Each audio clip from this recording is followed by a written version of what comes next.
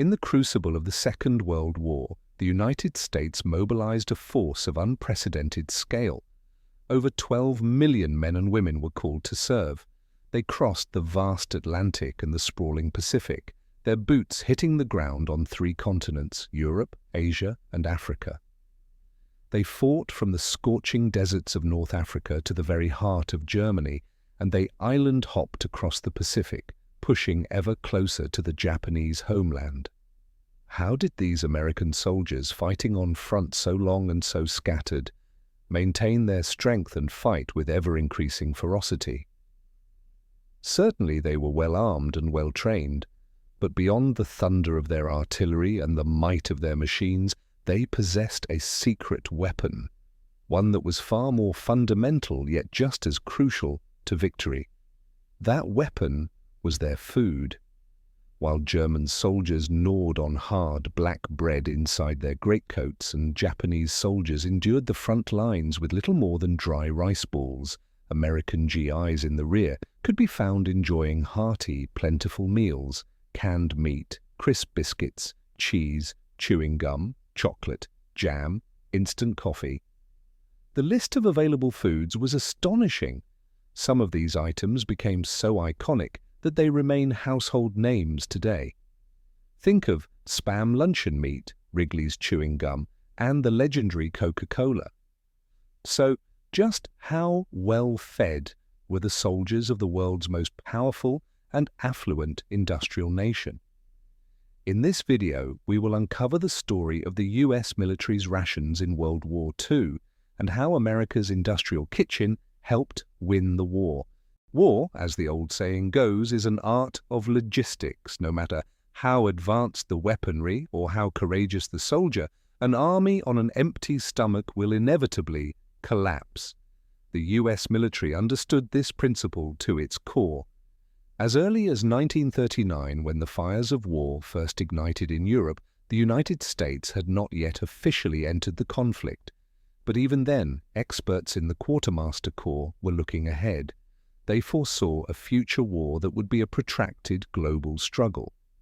They knew that once America joined the fight, it would be operating on multiple fronts with supply lines stretching over 10,000 kilometers. These lines would cross every imaginable climate and terrain, from the Arctic cold to the tropical jungle. The logistical challenge would be immense, and so the US military began to plan. They set out to develop a variety of standardized ration plans, each tailored for troops in different environments and combat situations. This was a scientific endeavor. They brought in nutritionists to calculate precise calorie ratios. They consulted psychologists to study taste preferences and morale. And they partnered with America's largest food companies to design and produce these military rations. Every single detail was standardized. Each ration type had strict requirements for weight, volume, and caloric content. The proportions of protein, fat, and carbohydrates were meticulously calculated. Even the packaging was engineered with precision. The dimensions of the box, the thickness of the cardboard, the model of the can opener.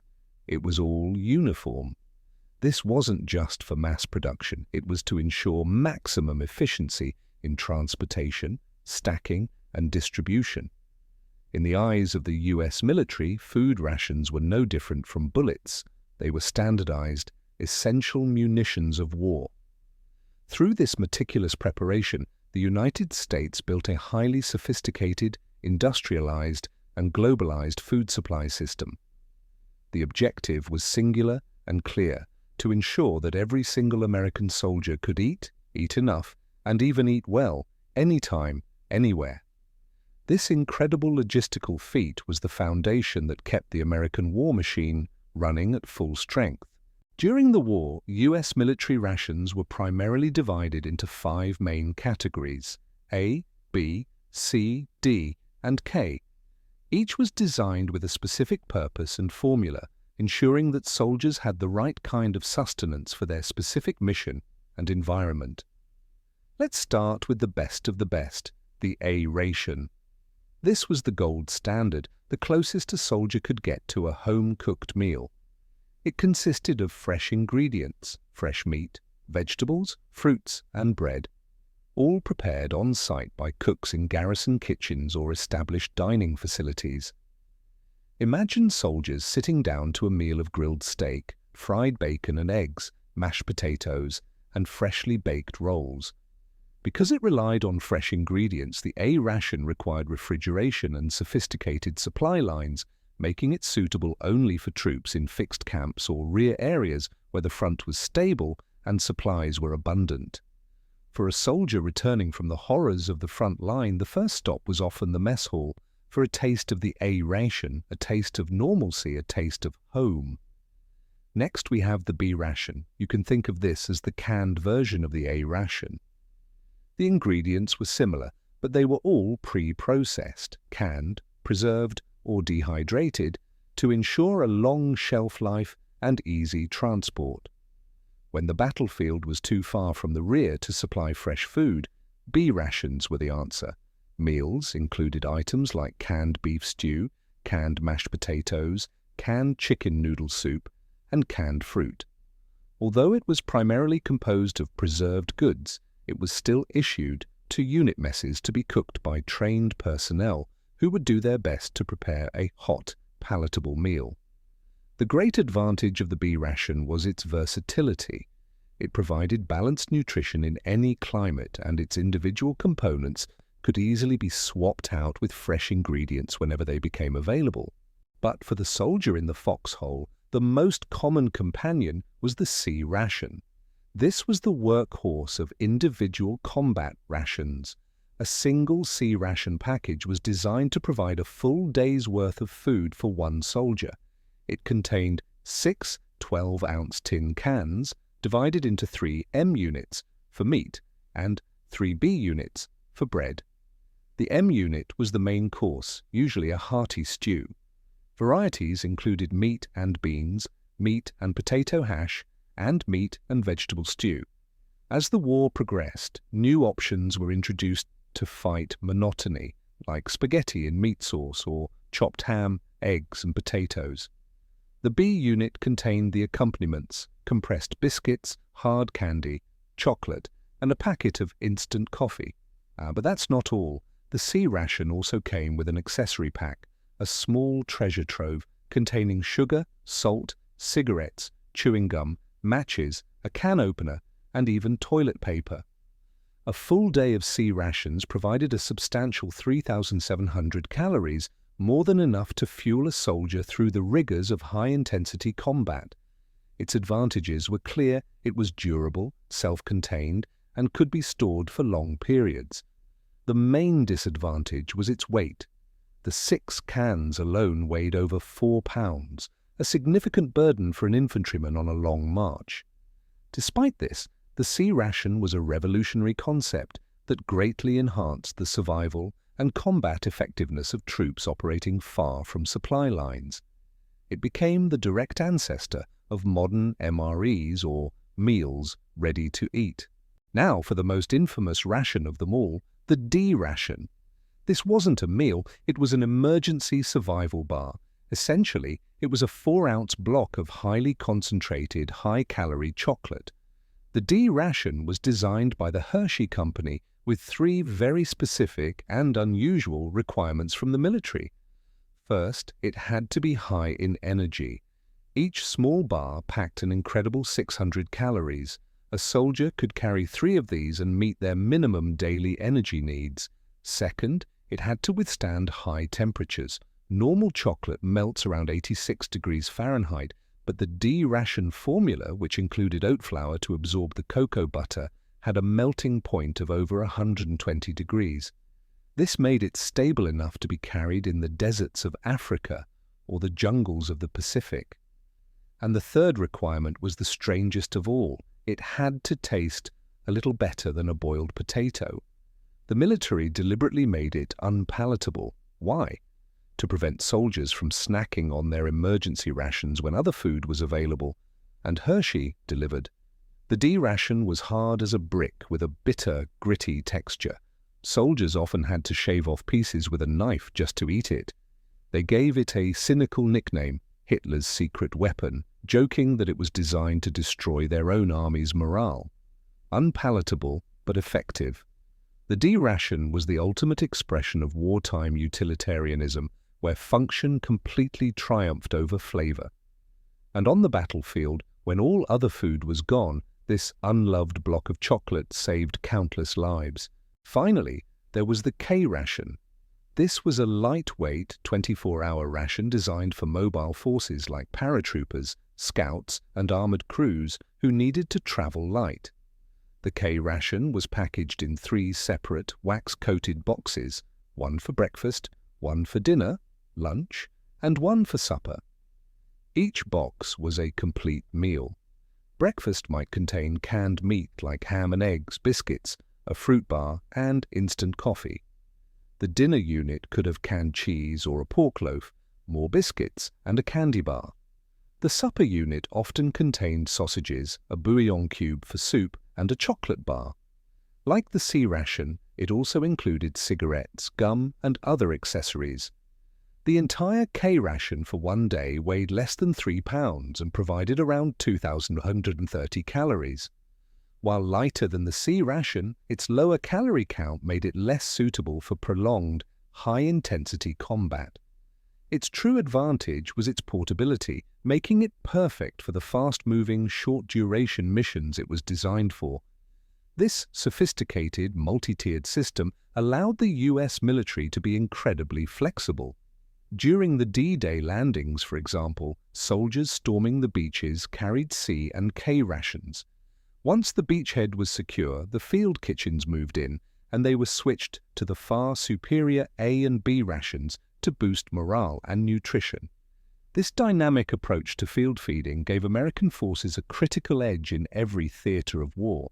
Beyond these official standardized rations, the American war effort also turned several civilian food products into global wartime icons. These weren't just foods, they were symbols of American industry and culture delivered to the front lines.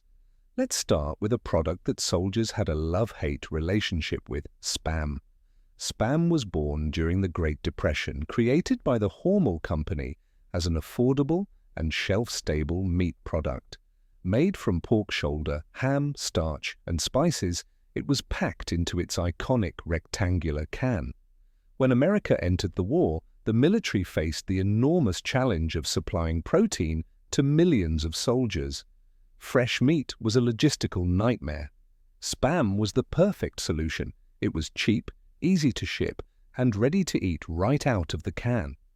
The US government purchased over 150 million pounds of it. It appeared on plates everywhere, sliced and fried for breakfast, diced into stews, or eaten cold between 2 biscuits. In the humid jungles of the Pacific, where other meats would spoil in hours, Spam was a godsend. However, soldiers ate it so often, sometimes for breakfast, lunch, and dinner for weeks on end, that they grew intensely tired of it. But while some American GIs cursed it, for America's allies, Spam was a treasure. Under the Lend-Lease program, it was shipped to Great Britain, where it became a vital source of protein during a time of severe rationing. It was sent to the Soviet Union, where Red Army soldiers, often starved for meat, considered it a delicacy. For millions around the world, this humble can of processed pork was a symbol of American generosity and a literal lifesaver. Next, a simpler pleasure: chewing gum. The military quickly realized that chewing gum offered more than just fresh breath. For soldiers in high-stress situations, the simple act of chewing could reduce anxiety. On long patrols in the desert, when water was scarce, it stimulated saliva and helped alleviate the sensation of a dry mouth. The Wrigley Company, already a giant in the American market, became the primary supplier. Its 3 famous brands, Spearmint, Double Mint, and Juicy Fruit, were included in nearly every C and K ration pack. The demand from the military became so immense that in 1944, Wrigley made a bold and brilliant decision. They pulled all of their flagship brands from the civilian market and dedicated their entire production to the armed forces. It was a masterful move of patriotic marketing. When the war ended and the brands returned, the American public, viewing Wrigley's as a patriotic company, welcomed them back with record-breaking sales. But if Spam was for energy and chewing gum was for comfort, one product represented something more. It was a taste of home, a symbol of the American way of life itself. Coca-Cola. Military psychologists understood that familiar tastes and smells could be powerful morale boosters. For the British, it was tea. For the Germans, coffee. For the Soviets, vodka. For the Americans, it was undoubtedly Coke. Its sweet, fizzy taste was tied to memories of peacetime, of movie theaters, baseball games, and summer days. In late 1941, just weeks after Pearl Harbor, the president of Coca-Cola, Robert Woodruff, issued a directive that would become legendary: to see that every man in uniform gets a bottle of Coca-Cola for 5 cents, wherever he is and whatever it costs the company. This was not just a promise, it was a massive logistical undertaking. Coca-Cola sent its own technical observers, nicknamed Coca-Cola Colonels, to the front lines. They established 64 complete bottling plants overseas from Europe to the Pacific. The US government even gave them shipping priority, deeming Coke an essential supply for morale. The strategy was simple and brilliant. Ship the concentrated syrup from the US, then use local water to bottle it close to the front. The phrase "the Coke is on its way" became synonymous with the arrival of American forces. Over 10 billion bottles of Coke were served to military personnel during the war. It became a tool of diplomacy shared with liberated citizens in France and Italy. It even crossed ideological lines. The famed Soviet Marshal Georgy Zhukov fell in love with it, but couldn't be seen drinking such a potent symbol of American capitalism.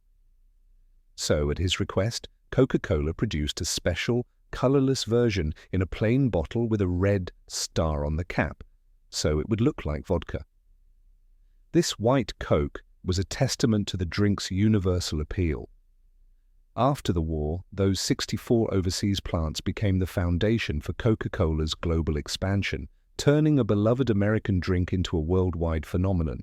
The US military's food system in World War II was far more than just a way to feed its soldiers. It was a direct reflection of America's national power.